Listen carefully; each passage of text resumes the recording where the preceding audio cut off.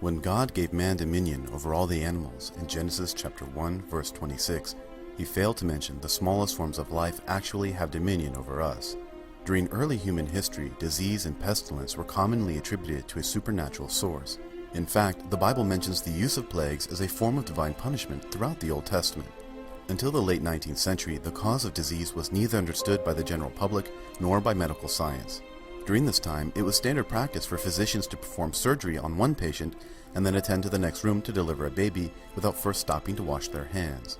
As you can imagine, it was very common for the expecting mother to become infected and die within the very hospital charged to deliver her child. It was not until the 1860s when French chemist and microbiologist Louis Pasteur designed and carried out the first experiments that clearly showed the correlation of microorganisms and disease, helping to solidify what we today call germ theory, as well as contributing to a greater understanding of both micro and macro evolution.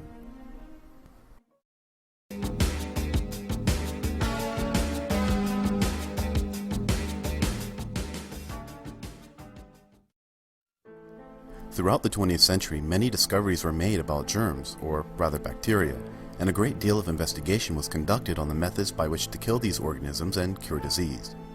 The discovery of penicillin by Alexander Fleming in 1929 was heralded as one of the greatest scientific breakthroughs of all time. Research and development of Fleming's discovery yielded several antibiotics that were able to be mass-produced and given to the public.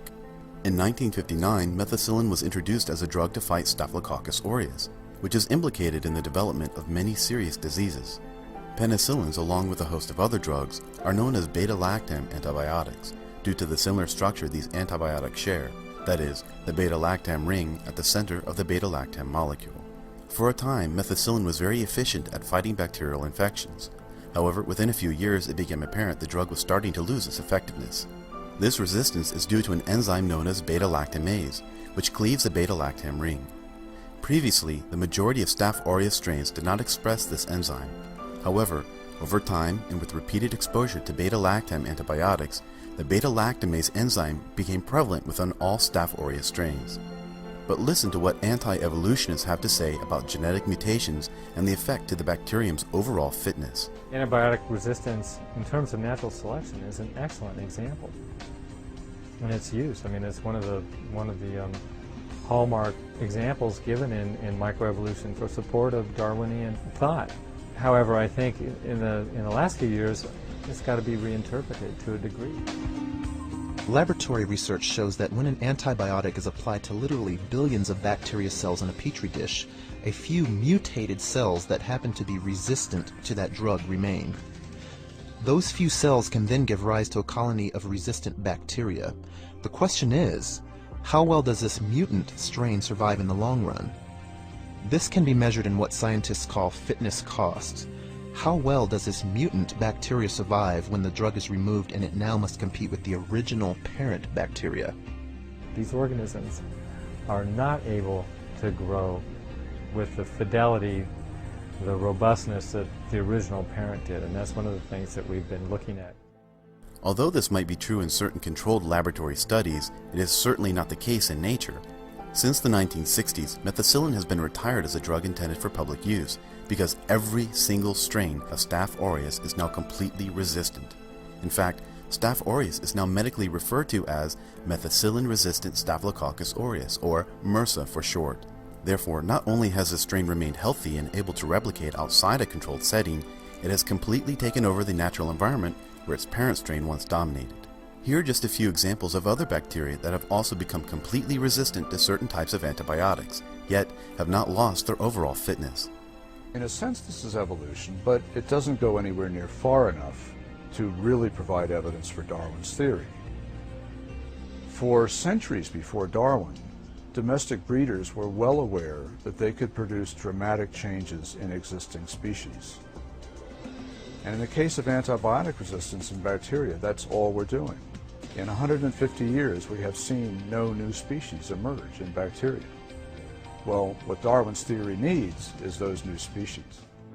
Dr. Jonathan Wells, a senior fellow at the notorious Discovery Institute, is a perfect example of how creationists willfully manipulate scientific evidence in order to reconfirm their personal opinions. But facts always speak for themselves, as new species of bacteria can and do evolve, The most notable example is that of nylon-eating bacteria.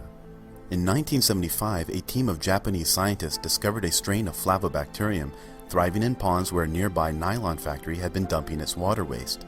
This particular strain of bacteria was capable of digesting byproducts from the manufacture of nylon 6, a substance that did not exist anywhere on Earth prior to the invention of nylon in 1935.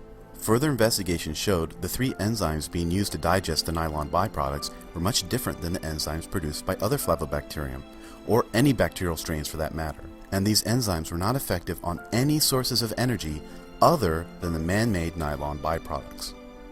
We have tangible, directly observable evidence that bacteria can adapt to certain stressors within a natural environment, leading to the acquisition of abilities far different than those of its predecessors, demonstrating mutations can create new and beneficial variations in the genome. These variations within a species are collectively known as microevolution. We also have tangible, directly observable evidence that related animal species can interbreed, such as a zebra stallion and a horse mare, producing a hybrid animal known as a zorse. However, due to the large number of genetic variations that exist between the alleles of zebras and horses, their offspring themselves are infertile. The inability of 2 closely related animals to produce viable offspring is sound evidence of speciation, and when variations have accumulated to such an extent as to produce different species, it is known as macroevolution. But the observable evidence is that you've got animals that are fully formed. You've got adaptation within a species, but you've never seen any animal produce anything other than Because that's not how evolution works. You say, That's not how evolution that works. over time it'll turn into something else, but you've never seen it happen. No one's ever seen it happen. And that is called macroevolution. You cannot extrapolate microevolution over time and equal macroevolution. No one's ever seen it demonstrated.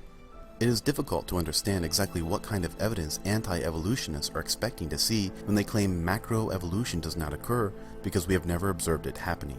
Perhaps creationists are waiting for the second emergence of an Archaeopteryx-like creature before they are finally willing to accept the reality of animal speciation. But the vast sequential array of random events required to take place in order to turn your pet iguana into an animal that resembles something like your pet cockatoo will never and can never be directly observed. Even the sequence of events leading to human evolution would be utterly impossible to replicate in a controlled setting. Remember, if it were not for the collision of India with Asia, producing the Himalayas, the rains would have continued to fall in Africa and the savanna grasslands would have never formed. Therefore, our ancestors would have comfortably remained in the trees, having never been forced to walk upright. Humans have evolved in unison with all other life on this planet, and the few 100,000 years man has existed in his modern form, the Earth has been a relatively stable place to live. We must understand that although life is very robust and responsive to the environment, it is not actively trying to evolve. And without a forceful push to evolve, life will comfortably remain the same. The historical occurrence of evolution can be equated to a crime for which there is no witness. For a moment, imagine you are a detective investigating a murder, and at the scene you discover the following: the murder weapon, bloody fingerprints, the defendant's DNA, as well as the victim's body.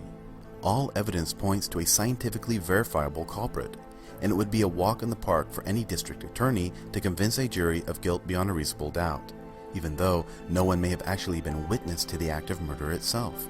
And the same holds true for evolution.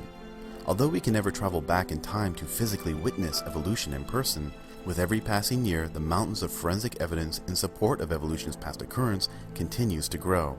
Creationists do not accept the process of macroevolution and animal speciation because they claim we have never directly witnessed it happening. But that would be like a court overturning our homicide investigation, which includes the defendant's DNA, the victim's skeletal remains, and the murder weapon, simply because the judge himself was not there to witness the crime. But better yet, would a judge dismiss the hard work of countless homicide investigators, blood spatter analysts, forensic pathologists, and other scientific experts solely on the basis of the defendant's contradictory testimony? Of course not. Our judicial system, police force, and indeed society at large places such confidence in the accuracy of forensic and DNA evidence that the perjury of a lying defendant cannot sway a jury from objectively examining the facts and ultimately handing down an appropriate verdict of guilty as charged. And so we too must be the judge and jury, objectively examining the mountains of cold, hard, forensic evidence pointing a guilty finger at evolution in contrast to the false testimony of creation found in Genesis.